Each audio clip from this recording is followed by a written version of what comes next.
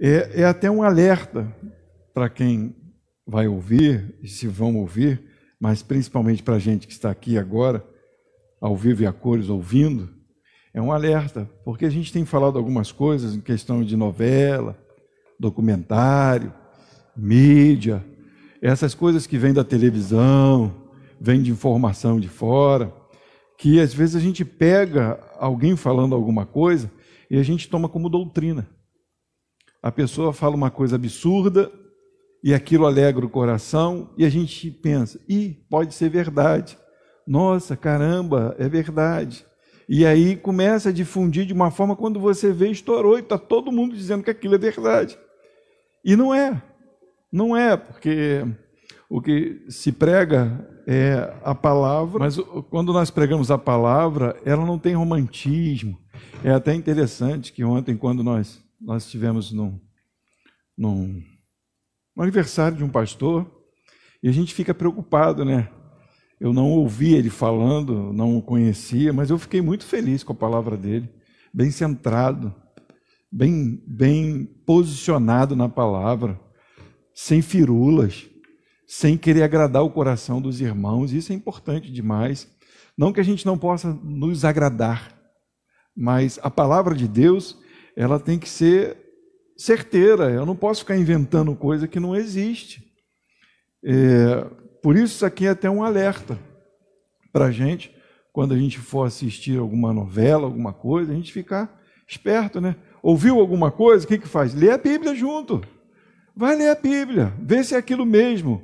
Aqui ninguém está dizendo que não pode ver novela, né? Porque a gente fala alguma coisa e fala, pastor proibiu de ver novela. Eu não proibi ninguém de ver novela, vê o que quiser. Mas para aquele que tem o Espírito de Deus, tem que causar angústia quando ouve qualquer coisa que não entende. Porque é a palavra do nosso Deus. Eu tenho que olhar e buscar o máximo que eu puder a verdade. Aonde? Nela mesma. Não é nem nos pastores, eu vou até ouvir os pastores.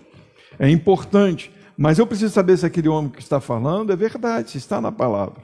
E até assim, homens que falam a verdade, a gente ainda fica assim, será que é, será que não é? Mas a gente precisa ter essa percepção e esse desejo de querer conhecer a verdade nas Escrituras. Então, primeira carta de Pedro, capítulo 3. Vocês lembram o que nós falamos na semana passada? Na semana passada, o que nós tratamos é o que a carta de Pedro vem tratando até o momento. O que ela vem tratando até o momento? Fazer o bem custe o que custar. Santificar o nome de Deus, dar bom testemunho. É o que nós temos aprendido até agora com a carta de Pedro. E aí ele abre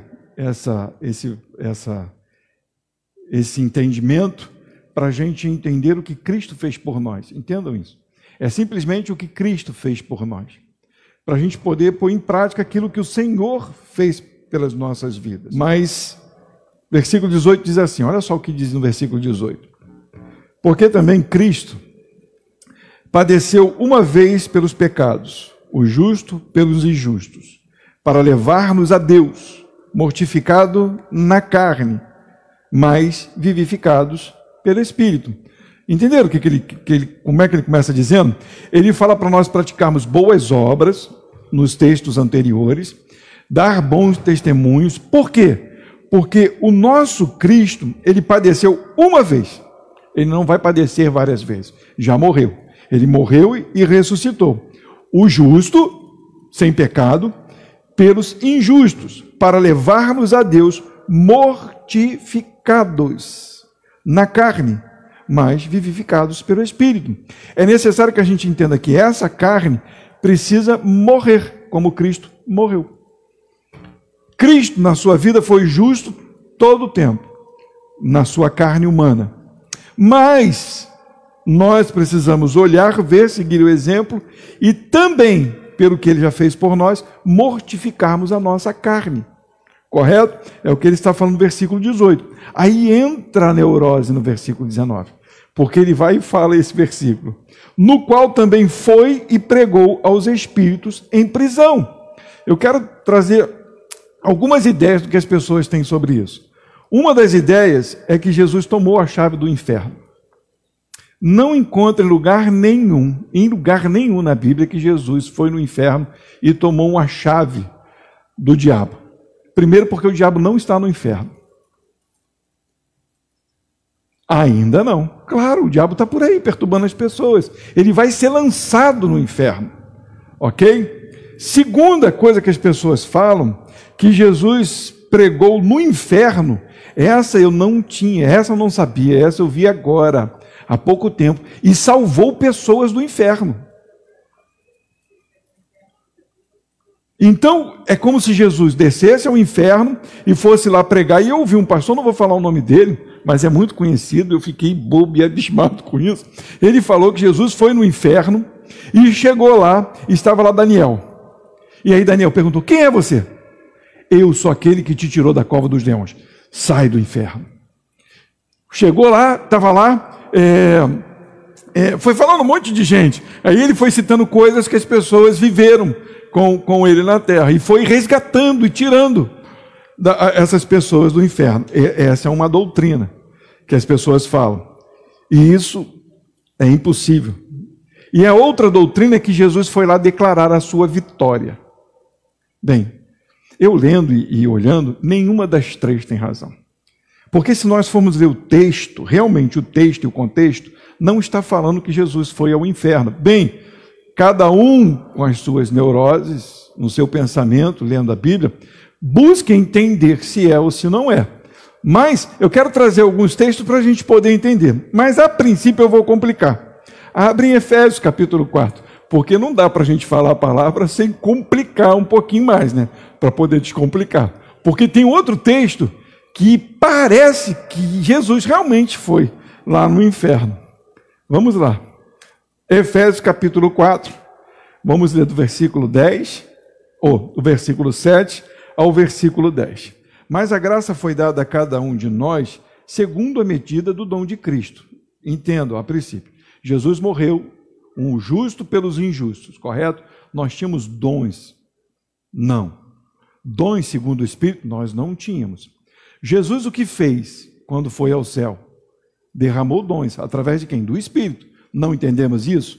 Essa é a doutrina que nós ouvimos. Jesus subiu, né? E lá estavam os discípulos, esperando unanimemente em oração, fervorosamente, esperando a promessa que viria do alto. Aí vem o Espírito Santo, pum, e dá dons aos homens. Aí diz: por isso diz, subindo ao alto, levou cativo o cativeiro e deu dons aos homens.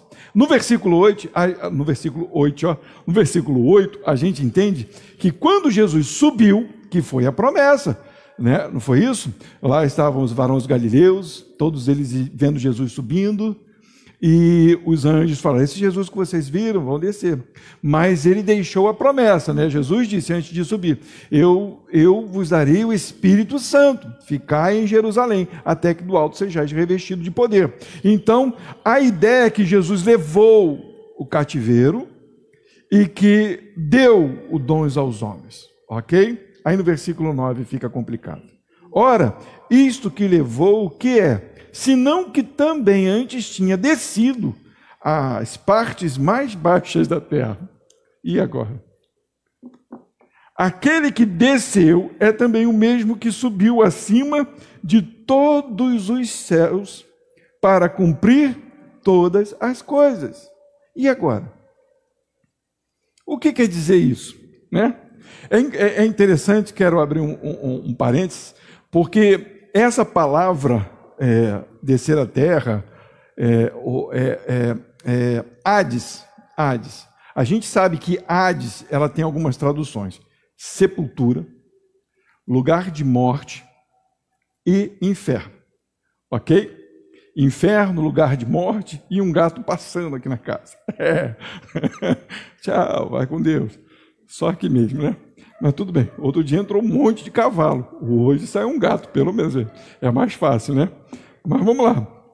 Mas Hades tem essa ideia, correto? E aí, vou voltar um pouquinho mais à história. Nos séculos primeiros, surgiram os gnósticos, no século I.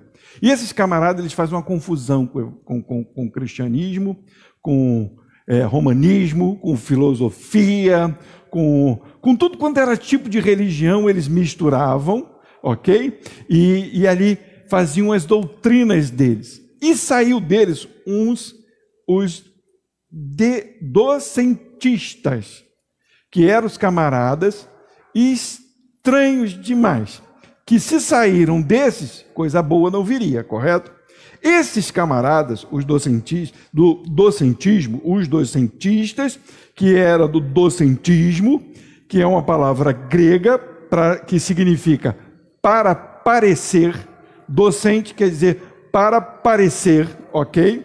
Já vai vendo aí, era para parecer, não é aquilo, é como se ele estivesse falando assim, não é bem assim, era só para parecer, ok? Então, o docentismo tinha uma doutrina cristã no século II, considerada herética, lógico, pela igreja primitiva, antecedente do gnosticismo, e acreditavam que o corpo de Jesus, presta atenção, de Jesus Cristo era uma ilusão, e que a sua crucificação teria sido apenas aparente.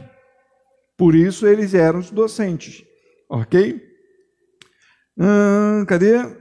Aparente. Não existiam... Não, calma aí. O docentismo acreditava que Jesus era um espectro, um fantasma. Logo, estes, apesar de ter uma aparência humana, Jesus ter uma aparência humana, não possuía carne nem sangue. Esses camaradas diziam que quando Jesus veio, ele veio até parecendo com um homem, mas ele não tinha carne nem sangue. E essa é uma doutrina completamente herege e completamente perigosa, porque se Jesus não veio em carne, Jesus não morreu. Se Jesus não morreu a carne dele, ele não levou sobre ele os nossos pecados. E ele não venceu a morte.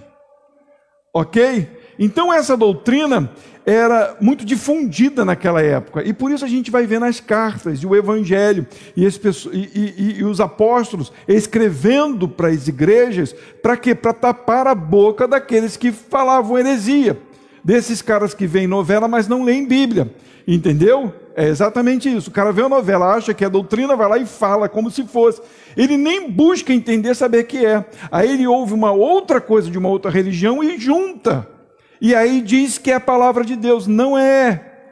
A palavra de Deus não tem nada a ver com aquilo. Jesus não veio aparentemente parecido com o homem. Jesus veio em carne. Jesus foi sepultado. Por isso, acredita-se que os da igreja primitiva fizeram o credo, chamado de credo apostólico. Você conhece o credo apostólico? Conhece? Já ouviu falar?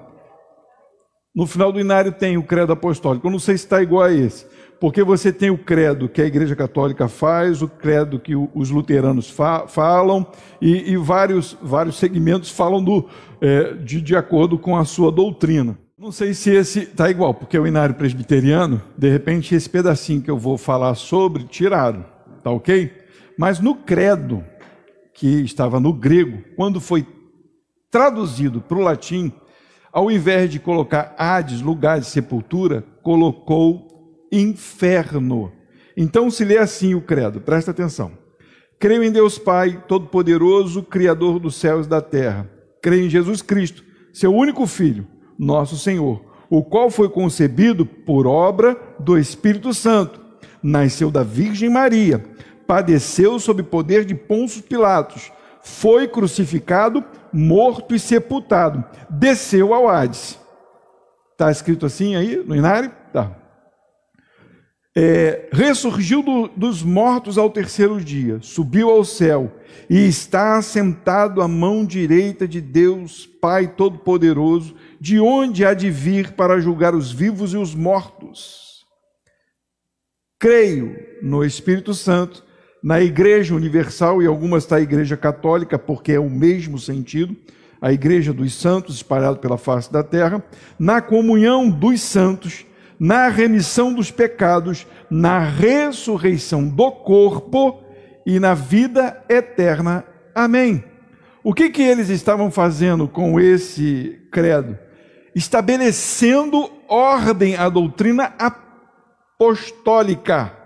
E quando colocaram Hades, algumas traduções, a católica, colocou inferno no latim. Então as pessoas, quando liam o credo, eles entendiam que Jesus foi ao inferno, ok? Mas eu quero declarar duas coisas aqui para a gente. A primeira, o que está escrito em João capítulo 1, versículo 14? É para a gente. Vou declarar isso para poder confirmar que Jesus veio em carne, né? Então essa teoria acabava,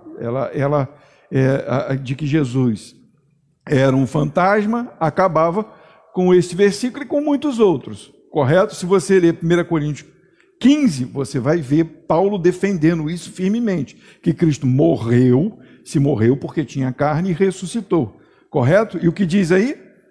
João 1, capítulo 14, versículo 14.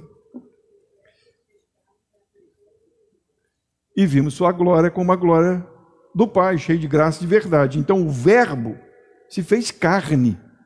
Se fez carne. É importante a gente saber que Jesus se fez carne. Jesus se tornou o unigênito para que nós pudéssemos ser, depois, parte da adoção, né? Parte da igreja. Isso, Jesus foi o primogênito, era o único filho, e aí ele se tornou o primogênito por causa dos irmãos, correto? Então, Jesus precisava morrer em carne para que ele fosse ressurreto ao terceiro dia na carne, ok? Na carne, para que quando nós fôssemos salvos, nosso espírito fosse ao céu, e no último dia nós recebêssemos um outro corpo glorificado, ok? Mas como que eu sei que Jesus não foi ao inferno? Lucas, capítulo 23, 2 versículos, mas nós vamos ler primeiro o 43. O que está escrito lá? Lucas 23. Disse-lhe Jesus, em verdade te digo que hoje estarás comigo no paraíso. Quando foi isso? Na crucificação de Jesus. Jesus morreu. Para onde ele foi? Está escrito, paraíso. Sou eu que estou inventando isso. Agora presta atenção. Vamos fingir, né? Igual os testemunhos de Jeová falam, que aqui está escrito assim, em verdade te digo hoje, como se Jesus estivesse falando assim, eu estou falando para vocês agora, para você agora, ladrão, estou falando para você agora, que você vai estar no paraíso, futuro, ok? Só que aí quebra de novo, 46, versículo 46, o que diz aí? E clamando Jesus com grande voz, disse, Pai, nas tuas mãos entrego o meu. Ok? Jesus foi para onde? Está escrito, não fui eu que inventei. Tá bom? Essa palavra Hades quer dizer lugar de mortos. Quando Pedro está escrevendo para a igreja, ele está massificando a palavra. Ele está dizendo, Jesus morreu e foi para o lugar de mortos. Ok? Ele está querendo dizer isso, não, foi Paulo que disse isso, em Efésios. Ele está dizendo que Jesus morreu e foi para o lugar de mortos. E Pedro está declarando, no versículo, nós vamos ler agora do 19 em diante, né? Volta para lá, que a gente vai entender o contexto. E ele está massificando também para que a gente entenda que só há um modo de ser salvo e que por meio dele todos são salvos, tanto antigamente como hoje. No Antigo e no Novo Testamento, diz assim, no qual também foi e pregou aos espíritos em prisão, os quais noutro tempo foram rebeldes, quanto à longanimidade de Deus esperava nos dias de Noé, enquanto se preparava a arca, no qual poucos, isto é, 8 almas, se salvaram pelas águas. Ele está fazendo ele está abrindo o entendimento das pessoas que o mesmo Espírito que nos salva hoje, o Espírito de Cristo, também pregou aquelas almas, aquelas pessoas, sem que ele estivesse lá, vamos dizer assim. No tempo de Noé, quem pregou no tempo de Noé? A Bíblia declara que foi Noé que pregou. Vamos ver se não é isso? Abre aí, ó. Só puxar mais um pouquinho. 2 Pedro, capítulo 2, versículo 5. Versículo 5. Diz assim, E não perdoou, Deus não perdoou o mundo antigo, mas guardou a Noé, a oitava pessoa, o pregador da justiça, ao trazer o dilúvio sobre o mundo ímpio, mundo dos ímpios. Então, quando eu começo a ler e entender, e vou ver outros versículos também, eu começo a entender que essas pessoas estão presas em cativeiros. Qual é a prisão que estávamos antes de Jesus? Pecado, morte. Nós estávamos presos antes de Jesus, estamos todos presos em pecados, correto? E aí quando ele vem e nos resgata, o que ele faz? Tira as armaduras, tira as amarras, ele dá dons, ele arranca do cativeiro, leva o cativeiro e o que ele faz? Nos dá liberdade e nos dá o seu dom maior, que é o seu Espírito. É isso que está falando. Não tem nada além disso, você não vai encontrar outra coisa em lugar nenhum. Pedro, Paulo, os apóstolos, o que ele faz é massificar que Cristo veio em carne e que ele morreu e ele foi ao lugar dos mortos, ele ficou sepultado por 3 dias. Qual a necessidade de Jesus ir ao inferno? Qual é a necessidade? Pensa comigo, só pensa assim, Jesus foi para o inferno para dizer que é vitorioso? Se no último dia todos vão aparecer diante do tribunal de Deus? Pensa comigo se tem algum antigo no inferno que conheceu a pregação pelo Espírito de Deus através dos profetas, né? Porque o Espírito de Cristo estava nos profetas e eles pregavam a verdade e muitos ali foram salvos. Pensa comigo se eles estavam no inferno esperando, se Jesus antes de morrer estava lá Moisés e Elias. Aí vocês vão falar, mas Moisés, Deus levou o corpo, sumiu com ele, e Elias foi levado num redemoinho. Tá bom. E o que Jesus disse para aqueles homens que diziam, para aqueles homens assim, Deus não é Deus de mortos, mas Deus de vivos, Deus de Abraão, Isaque e Jacó. Está dizendo o quê? Que eles estão presos? Não, eles estão vivos. Quando se fala da parábola do rico e do Lázaro, ele está no seio de Abraão, indicando que Abraão está onde? Com Deus, ok? Então, Jesus não tem necessidade nenhuma de morrer e ir para o inferno. Já pensou Jesus 3 dias no inferno fazendo o quê? O corpo de Jesus está morto, está ali, sepultado no túmulo, ok? E onde está Jesus? Com o Pai. Ele voltou. Quando a gente vê depois ele voltando e ressuscitando, aí você vê outros corpos, outros mortos ressuscitando com ele, correto? E esses mortos vão andando por ali e as pessoas veem alguns dos seus mortos ressuscitados. Mas é para a gente poder entender um ponto, entender que Cristo veio em carne. E por ele vir em carne, nós podemos receber a eterna salvação. Porque ele veio como um homem. O primeiro Adão pecou. E o segundo Adão? Não. O primeiro Adão, alma vivente. E o segundo, espírito vivificante. É para a gente entender isso. Ele precisava vir como homem. E em Jesus nós fomos salvos. Por causa da sua morte e ressurreição. Você vai encontrar esse termo o tempo todo na Bíblia. Olha alguns textos que a gente vê. E aí a gente entende isso, né? Isaías 42, versículo 7. A promessa já vem bem antes, né? Em Isaías já vem falando. 42, versículo 7. Fala, para abrir os olhos dos cegos, para tirar da prisão os presos e do cárcere os que jazem em trevas. São aqueles que estão em pecado. Vê lá, se não é? Isaías 61, versículo 1. O Espírito do Senhor Deus está sobre mim, porque o Senhor me ungiu para pregar boas novas aos mansos e enviou-me a restaurar os contritos de coração, a proclamar liberdade aos cativos e abertura de prisão aos presos. Correto? Não é isso? E vamos ver se ainda é isso. Mateus capítulo 12, a partir do versículo 28. Os homens começam a falar, você expulsa demônios pelo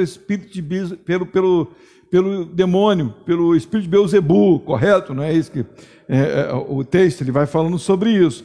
Aí Jesus vai lá e começa a falar com eles, diz assim: mas se eu expulso os demônios pelo Espírito de Deus, não expulso pelo demônio, mas expulso pelo Espírito de Deus, logo é chegado a vós o reino de Deus.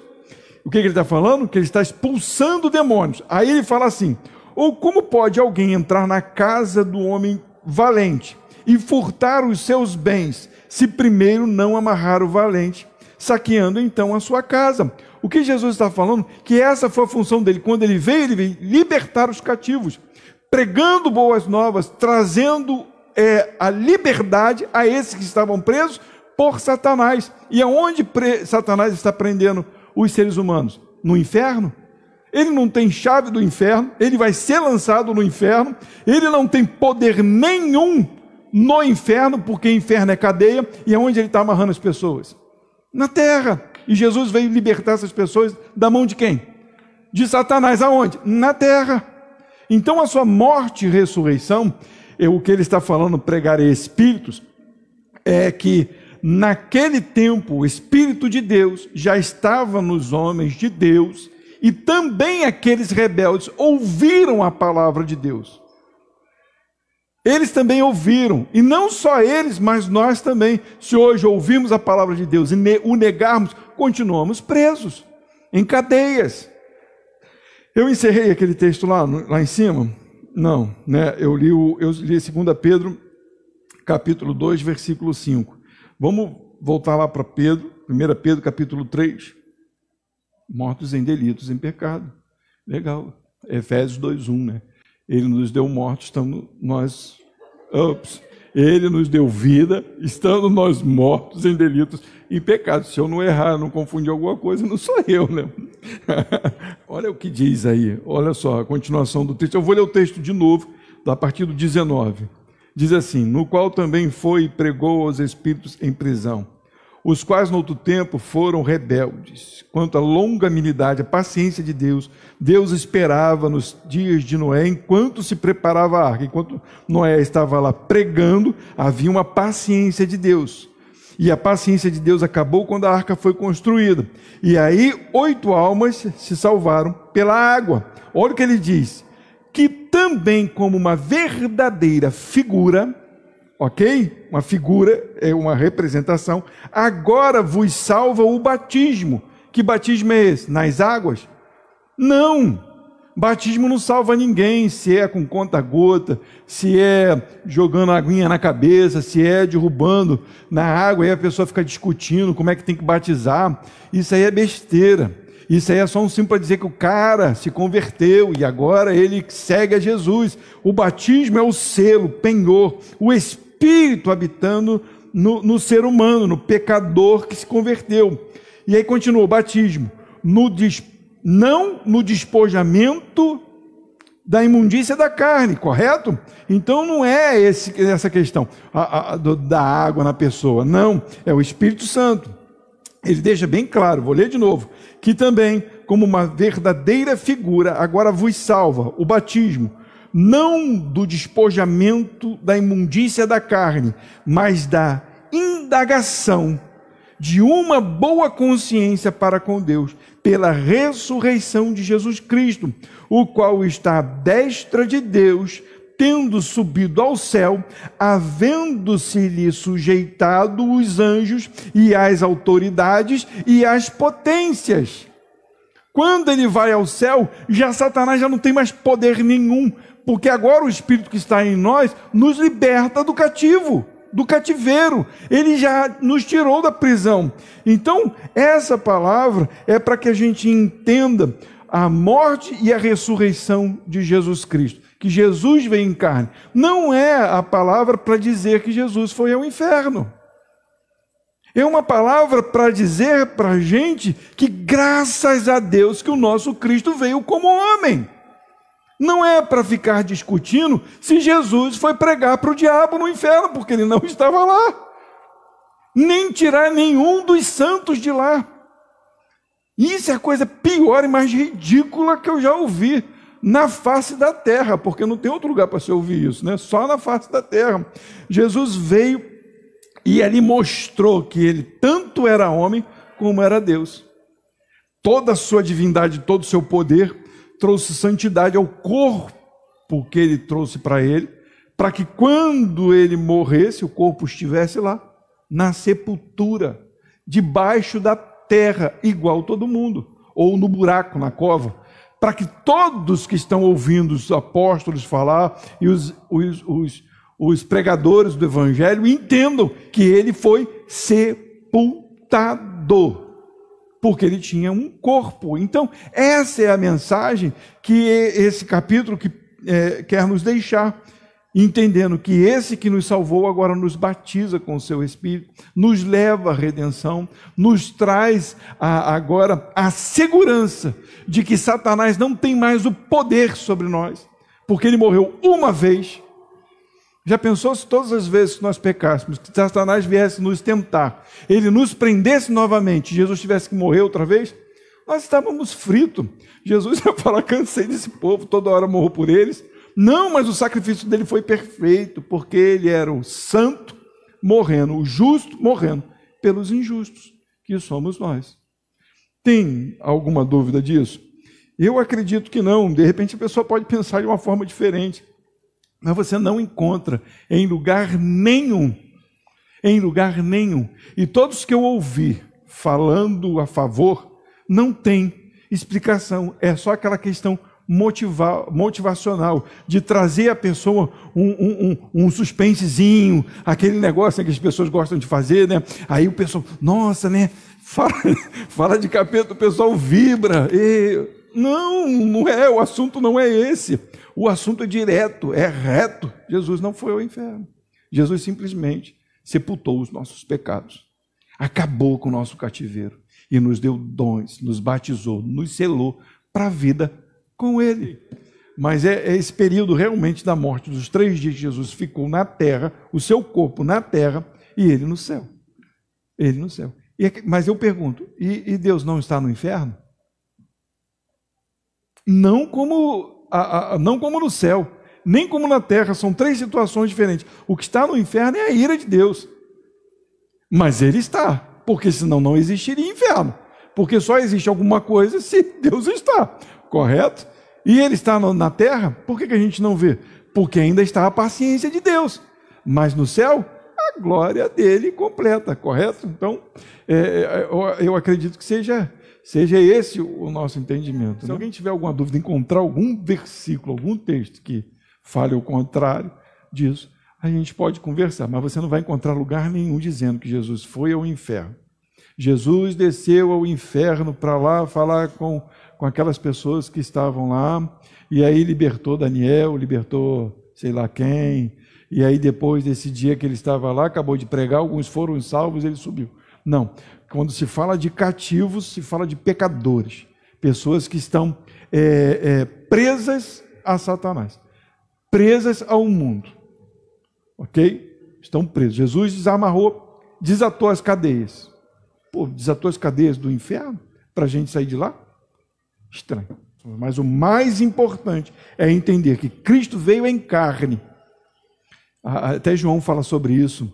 Lembra do texto? Fala assim: se algum espírito disser que Jesus não veio em carne, lembra qual é o 1 João capítulo 4. Olha como os apóstolos massificavam a história. E isso porque eles começavam a inventar as coisas. Não, Jesus não morreu, não, Jesus tinha um corpo diferente, né? Um corpo extraterrestre, né? Olha lá, amados, apareceu um negócio na frente. Amados, não creais a todo espírito, mas provai os espíritos se são de Deus, porque já muitos falsos profetas se têm levantado no mundo. Nisto conhecereis o Espírito de Deus. Todo espírito que confessa que Jesus Cristo veio em carne é de Deus. Fato, não tem mais o que reclamar, está entendendo? Então, é a massificação para entender, Jesus veio em carne. Porque se alguém diz que Jesus não veio em carne, mudou a história, cara, pode cancelar que esse espírito é o espírito do mundo, do inferno, o espírito de homem. almático ou qualquer outra coisa, mas não é o Espírito de Deus. Amém? Não, isso surgiu há muito tempo. São muitas doutrinas que vêm surgindo, como tem uma doutrina agora até de um pastor aí, até de uma escola chamada Rema, que é muito famosa. Quando fala no nome, até o pessoal que faz a escola só falta bater em vocês. Falta bater na gente, porque fala contra algumas doutrinas da escola. Eu não tenho problema de falar, porque há uma doutrina que Jesus foi ao inferno para justificar a gente. E ainda fica pior ainda, que a morte e a crucificação de Jesus não resolveu o problema do nosso pecado. Jesus teve que ir ao inferno para poder justificar a gente. É como se ele fosse ao inferno para descer. Aí foi aprovado no inferno, agora pode subir. Pô, cara, loucura, loucura. O próprio Deus, e fora outras coisas. Mas o que acontece? É o que eu falei no começo. As pessoas veem uma novela, vê alguém falando alguma coisa e não procura entender. Se eu não entendo claramente o que é, o que eu faço? Eu paro. Eu não vou ficar buscando sarna para me coçar. Para que eu vou ficar inventando doutrina? Ah, não, mas o cara falou que é. Mas tem outra coisa aqui falando que não é. Se Deus falou que Jesus falou que entregava na mão do Pai o Espírito, ué, o que o Pai pegou? O que está fazendo aqui, Jesus? Volta para o inferno. Né? Não tem lógica isso. Então, são coisas que a gente não pode ficar inventando. Viu alguma coisa? Corre na Bíblia, vai ler. Não entendeu? Continua buscando, vai orando. Ouve um, ouve outro, ouve esse pastor aqui, ouve outro pastor, vai ouvindo. Mas tudo com a Bíblia na mão. Porque documentário, novela, sempre tem alguma coisa além. Sempre tem um pensamento além. É igual a evolução. Evolução é teoria. Mas as pessoas pregam como se fosse verdade. E brigam com você como se fosse verdade, como se fosse algo lógico, e não é. É uma teoria, não tem nem prova. A única prova que a gente tem é que Deus é criador. Por quê? Porque a gente olha, tudo é criado, é fato. Então, a gente tem que olhar, observar e buscar aonde é a fonte. Só a gente crê que a única fonte é a Bíblia e nenhuma mais.